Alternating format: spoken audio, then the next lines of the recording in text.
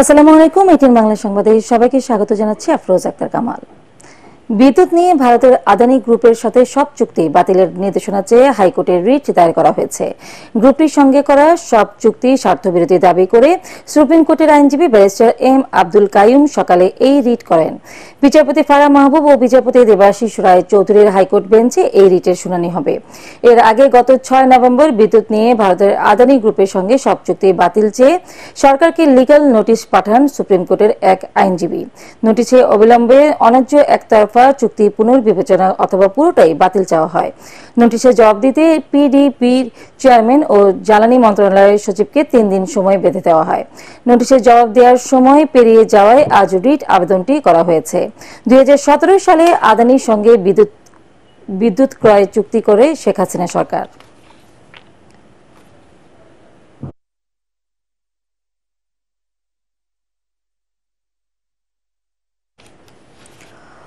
অন্তর্বর্তী সরকারকে সব ধরনের সংস্কারে হাত দেওয়ার প্রয়োজন নেই বলে মন্তব্য করেছেন বিএনপির মহাসচিব মির্জা ফখরুল ইসলাম আলমগীর। তিনি বলেন, নির্বাচিত সরকার যারা আসবেন তারা বাকি কাজগুলো করবেন। সকালে ঠাকুরগাঁওয়ে দলীয় এক সভায় মির্জা ফখরুল এসব কথা বলেন।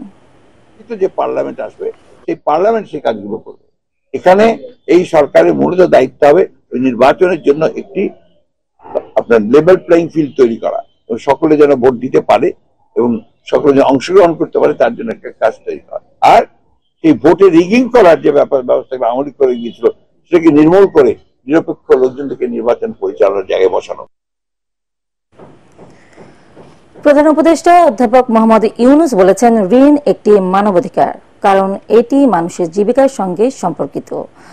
আজারবাইজানের রাজধানী বাকুতে জাতিসংঘের জলবায়ু বিষয়ক সম্মেলনের সাইডলাইন গোলটেবিল বৈঠকে তিনি কথা বলেন। এ সময় ডক্টর ইউনূস বলেন, ঋণ পাওয়ার অধিকার নিশ্চিত না করে জীবিকার অধিকার প্রতিষ্ঠা করা যাবে না।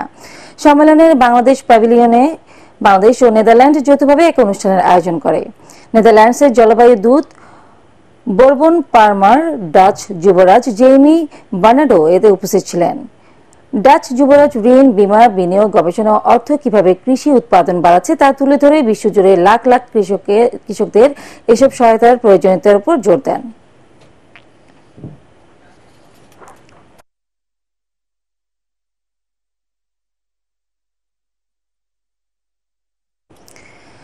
পৃথক মামলায় সাবেক মেয়র আতিকুল ইসলাম ও সাবেক কৃষিমন্ত্রী ডক্টর আব্দুল শহীদ সহ 4 জনকে রিমান্ডে নিয়েছে পুলিশ। সকালে ঢাকা মেট্রোপলিটন ম্যাজিস্ট্রেট ফারজানা শাকিলা সুমু চৌধুরীর আদালত তাদের রিমান্ড মঞ্জুর করেন। হত্যা মামলায় আতিকুল ইসলামের 5 দিন, আব্দুল শহীদের 3 দিন, অ্যাডভোকেট মমতাজ উদ্দিন আহমেদ মেহেদির 3 দিন ও বৈদেশিক মুদ্রা নিয়ন্ত্রণ আইনের মামলায় সাবেক অতিরিক্ত সচিব আমজাদ হোসেন খানের 3 দিনের রিমান্ড দেয় আদালত।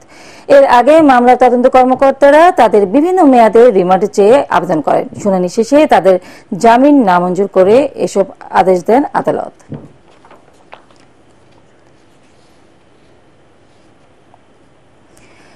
পুলিশের অতিরিক্ত পুলিশ সুপার ও সহকারী পুলিশ সুপার পদমর্যাদার 28 জন কর্মকর্তাকে বিভিন্ন ইউনিটে বদলি করা হয়েছে।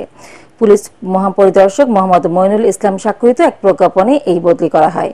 প্রজ্ঞাপনে 25 জন অতিরিক্ত পুলিশ সুপার ও 3 জন সহকারী পুলিশ সুপার রয়েছেন। খেলার খবর। আন্তর্জাতিক প্রীতি ফুটবল ম্যাচে সন্ধ্যায় মালদ্বীপের মুখোমুখি হবে বাংলাদেশ। বসুন্ধরা কিংস এরেনায় খেলা শুরু হবে 6টায়।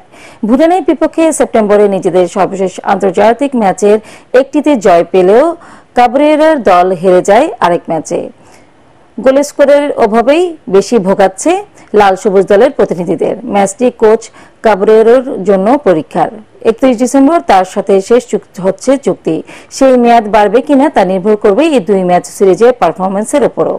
তার অধীনে দুবারের সাক্ষাতে মালদ্বীপকে হারায় বাংলাদেশ। আজকের ম্যাচে দলে নেই জামাল ভুঁইয়া, অধিনায়কত্ব করবেন তপু বর্মন। পরবর্তী সংবাদ দেখার আমন্ত্রণ জানিয়ে এখনকার মতো শেষ করছি। এটিএন বাংলা সংবাদ ইউটিউবে দেখতে ব্রাউজ করুন YouTube/এটিএন বাংলা নিউজ। ধন্যবাদ সবাইকে।